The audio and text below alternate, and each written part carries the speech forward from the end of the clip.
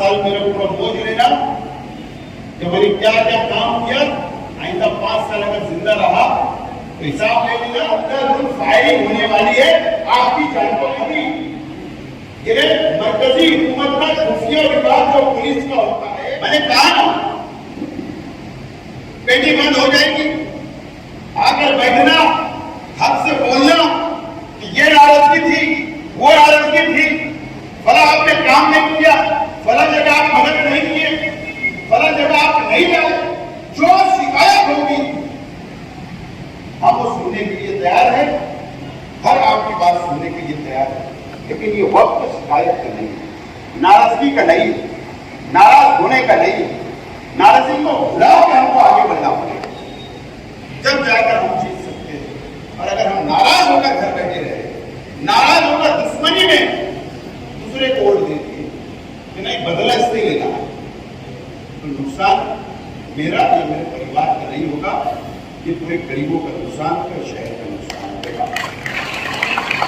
मैं वापस बोलता हूं आप लोगों को, सब निकाल दीजिए नाराजगी, सब इख्तिलाफ भुला दीजिए, एक दूसरे के इख्तिलाफ भुला दीजिए और एक प्लेटफॉर्म पर, एक जगह होकर, एक मंच, एक ताकत बन हमको लेना पड़ेगा और ये शहर पासी करना पड़ेगा, ये शहर पासी, ये शहर को बचाना पड़ेगा। आज वक्त आ गया, जानी भाई ने कहा मुझे कल धमकी मिली, जानी भाई आपको ये बात में आपने बात निकाली तो मैं बात को आगे बढ़ा रहा हूं, मैं बोलने वाले के साथ नहीं। इकबाल पहलवान यहां बैठे, फरीद भाई बैठे, 9 तारीख को किले में मीटिंग, 9 को जुमा का दिन तक, 9 अगस्त किला खंडक में मीटिंग। मीटिंग के 2 दिन पहले पुलिस डिपार्टमेंट का मुझको फोन आया और मुझको उन्होंने कहा कि आप प्रोग्राम को कैंसिल करो,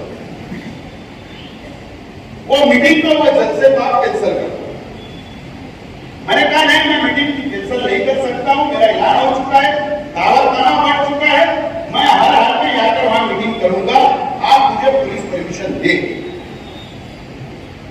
फिर दूसरे ऑफिसर का फोन आया, आप मीटिंग मत करो, हमारी रिक्वेस्ट है। मैंने मुझसे भी यही कहा, बोले हम परमिशन नहीं देंगे। मैंने कहा कि वहां पर जाकर कुर्सी लगाकर कुर्सी पे खड़े रहकर मैं तकरीर करके आ जाऊंगा, लेकिन जलसा कर लूंगा, मैंने याद किया। फिर तीसरे ऑफिसर का फोन आया, मुझको उन्होंने बुलाया, सामने बैठाया और बोले आप प्रोग्राम को पोस्टपोन करो, कैंसिल करो। जब तीसरे ऑफिसर का फोन आया तो मुझे कुछ क्लिक हुआ कि पुलिस एक ऑफिसर बोल देता है हकीकत परमिशन हम इनकार कर रहे, रिजेक्ट कर रहे, रद्द कर रहे, आप प्रोग्राम मत करो तो केस बना दिया जाएगा, 2 जुमले में बात खत्म हो जाती है। और अगर मीटिंग लेना है तो हम ले लेते, केस बना लेते। लेकिन जब तीसरे ऑफिसर का फोन आया, बड़े ऑफिसर का, मुझको सामने बैठा अब मुझसे कहा करिए।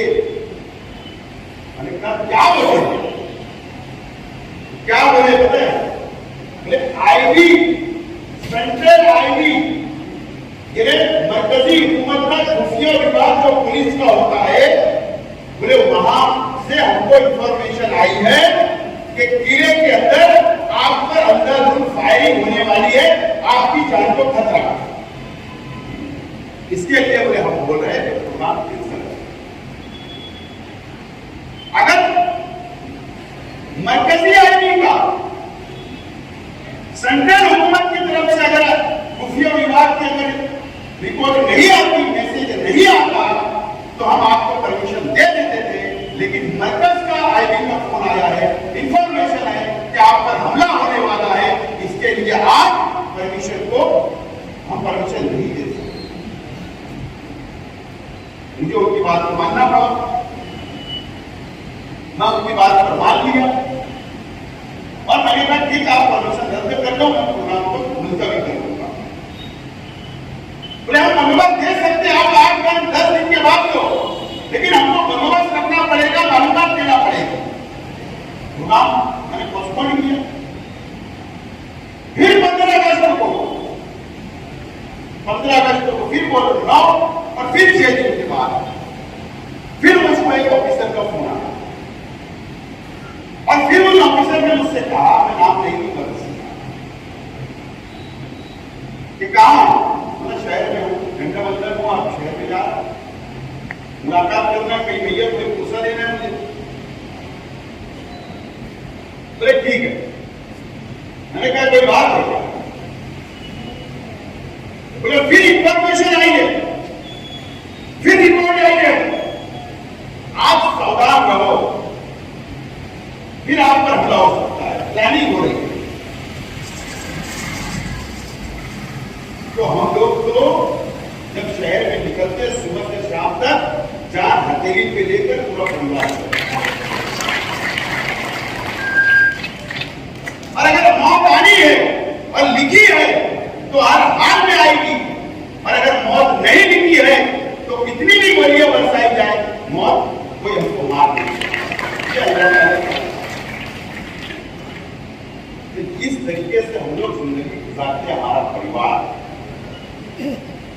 अगर मेरी जगह मुझे बताओ तो मैं नहीं दिखता। दोपहर में मैं सदर नगर में था,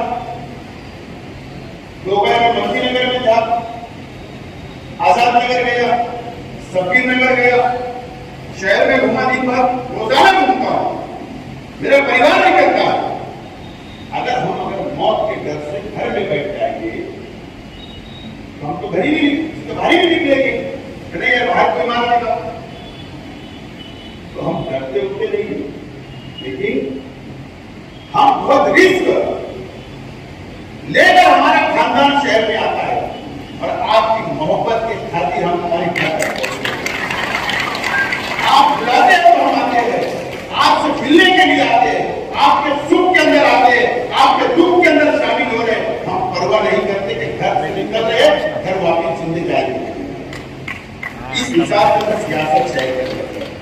अब मुझे बहुत ज्यादा डीप में नहीं जाना है कि कौन साजिश रच रहा, कौन से लीडर है, कौन पैसा लगाना, कौन हथियार मंगाना, ये सब नहीं जाने। पुलिस का काम है, पुलिस जाने, पुलिस इंक्वायरी करे, हमको खुद बोलने नहीं है, और ना मैंने फरियाद भी नहीं की, कंप्लेन भी नहीं किया, नहीं किया। तो ये शहर के अंदर सियासत करना आसान नहीं है, आसान नहीं है। आप तो गद्दी के अंदर हूं, मैं हजारों के मजमे में बैठे हूं, जब लिख लूं मैं तो कौन किधर से निकल के आ जाएगा कोई पता ही नहीं। लेकिन हम आते हैं, मिलते हैं, आपके बीच में रहते हैं, सिर्फ आपके लिए, और वो शेख रशीद साहब ने सिखाया इसके लिए, सिर्फ इसके लिए। अब आप लोगों को फैसला करना है कि हमारा परिवार सियासत में रहे या ना, मैं सियासत में रहूं या ना, मैं आपकी क्यादत करूं या नहीं करूं, या आप लोगों को शहर को फैसला करना। ये तमाम चीजें आप लोगों को, ये तमाम चीजें आज मुझे आप लोगों के सामने बात करनी है। हम लोग लड़ रहे हैं, इलेक्शन लड़ रहे हैं, लेकिन आपके साथ मिलकर सब होगा। एक वोट मुझे चाहिए, एक वोट आपका चाहिए, और मैं जिम्मेदारी से बोलता हूं,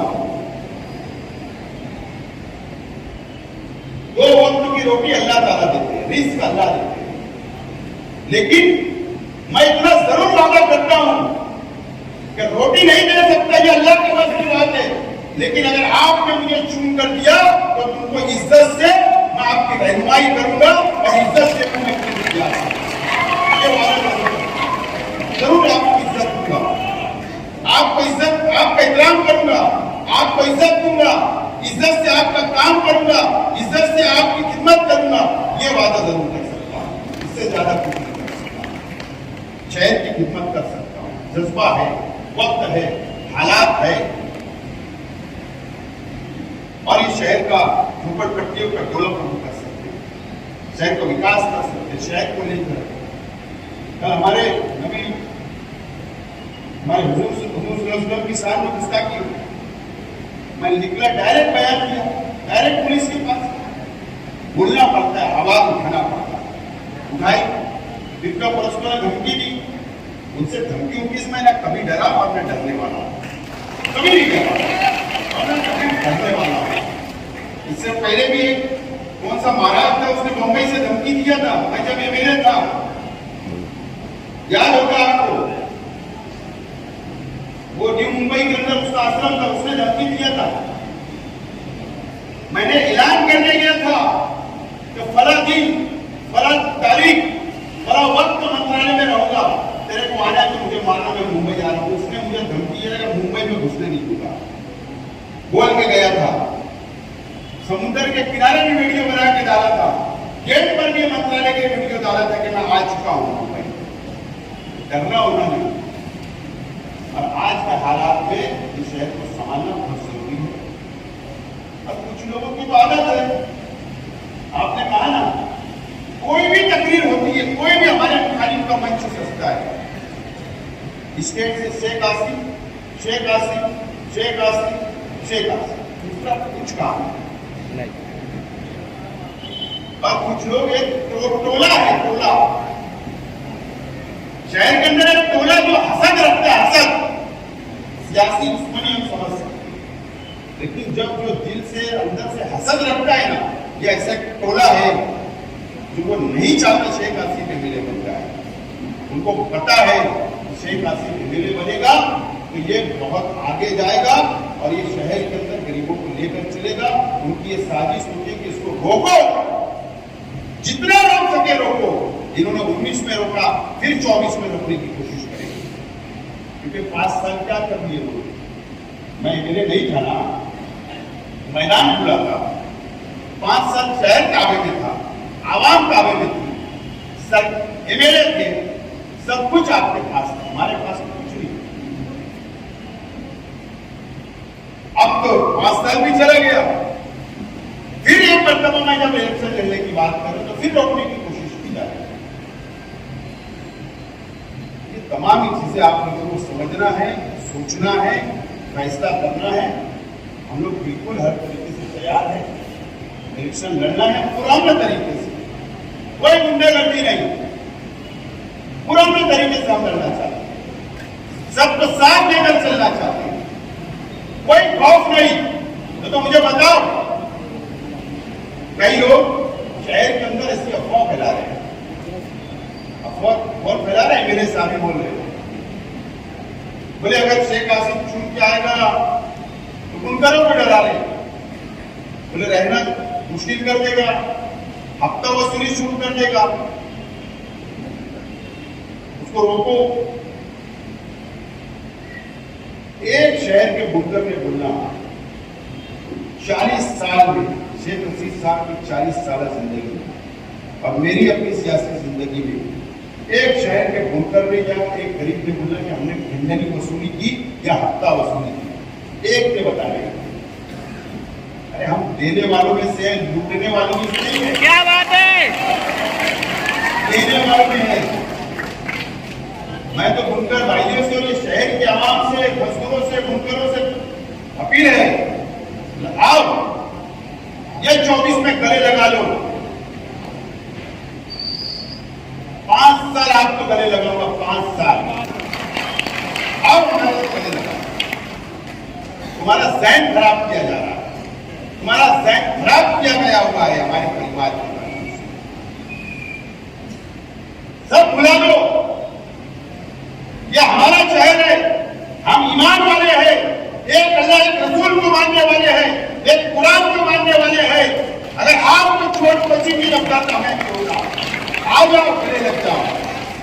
ये सब अपने जाति मुफाद के लिए उनको हमसे दूर करते हैं, उनका जाति मुफाद हासिल करना रहता, उनका कारपोरेटर बनना रहता, एमएलए बनना रहता, इसके लिए आप पर हमारी दूरी रखते हैं।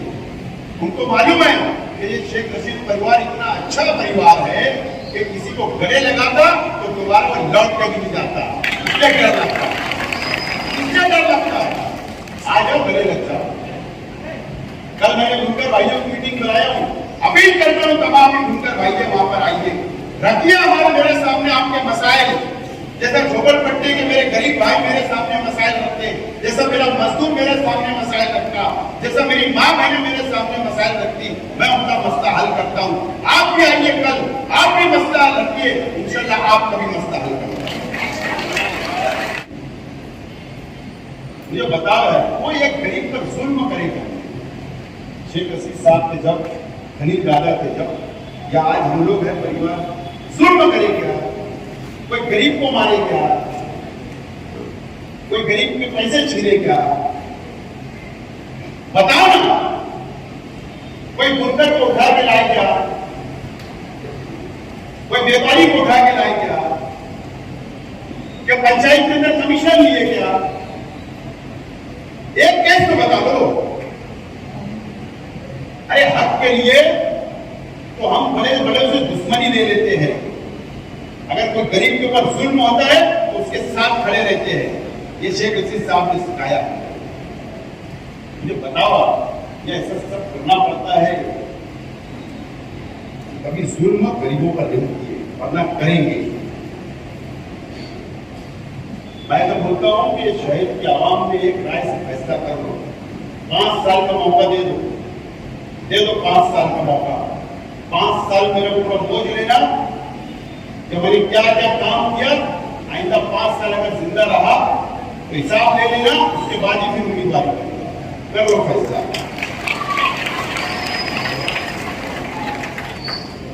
बहुत जज्बा है, बहुत काम करना है। बहरहाल 5 उंगली एक जैसी नहीं होती है क्या? सब साथ नहीं आएंगे। तुम जो बैठे हुए लोग हैं ना, तुमको ही लड़ना पड़ेगा, तुमको ही साथ रहना पड़ेगा, तुमको ही लड़कर जीत के लाना पड़ेगा। जिताना तुमको ही है, मेहनत तुमको ही करना है, तुमको ही बाहर निकलना है, तुमको ही बूथ पर जाना है, तुमको ही गली के अंदर समझाना है, मोहल्ले में समझाना है, माँ बहनों को समझाना है। सिंबल की तो करो मत, तो अपना निशान कौन सा रहेगा, अपना निशान कौन सा रहेगा, सब सोच सकता है। मोबाइल है, व्हाट्सएप का जमाना है, एक बटन दबाए दिन भर में वायरल, हर घर में मोबाइल है, सिंबल पहुंच जाएगा। माँ बहने को ना समझ होती उनको समझा देती। अभी मास्टर स्ट्रोक बाकी है, इसका भी काम चालू है। मैंने तुमको यहाँ क्या बोला था कि इतनी ताकत बना लो कि पार्टियां तुमको टिकट दे दे तुम्हारे घर, बोला था कि बोला था ना? 2 पार्टी के फोन आ गए,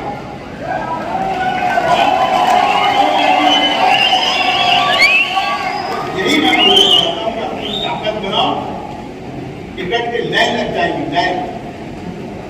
2 पार्टियों का ऑफर आ चुका है, अभी और बाकी है। ताकत अपनी बनाओ, अपन खुद मजबूत हो जाओ, हम खुद एक ताकतवर हो जाओ, पार्टियां तुम्हारे पास झुकेंगी। अगर आगे चलना है, और मुझे उम्मीद है कि अब छोटी छोटी मीटिंग वार्ड वाइज होगी, लेडीज मीटिंगें होगी। लेडीज मीटिंग समझ लो अगर औरंगाबाद में तो हॉल में लेंगे, महिलाओं को जमा करेंगे, टीम आएंगी, बातें रखेंगे, आधा 1 घंटे में मीटिंग खत्म। लेडीज मीटिंग होगी, जेंट्स मीटिंग होगी, बुजुर्गों की होगी, जेंट्स नौजवानों की होगी, अलग अलग मीटिंगें हमारी शुरू रहेंगी। इलेक्शन 2 हफ्ता बढ़े, 1 महीना बढ़े, 2 महीना बढ़े, टेम्पो टूटने नहीं देने का, टेम्पो टूटने नहीं देने का, टेम्पो बढ़ाते चलो। और जिस दिन आचार संहिता लगेगी और बड़ा जलसे का ऐलान करेंगे तो उस दिन इतनी पब्लिक आना चाहिए, इतनी बड़ी तादाद में आवाम जुड़ना चाहिए कि जिस जगह पे जलसा है वह जगह पर पाया ये तैयारी। बहरहाल मैं ज्यादा वक्त नहीं लेते हुए इस उम्मीद के साथ कि ये इलेक्शन मैं लड़ रहा हूं नहीं, इलेक्शन आप खुद लड़ रहे हैं।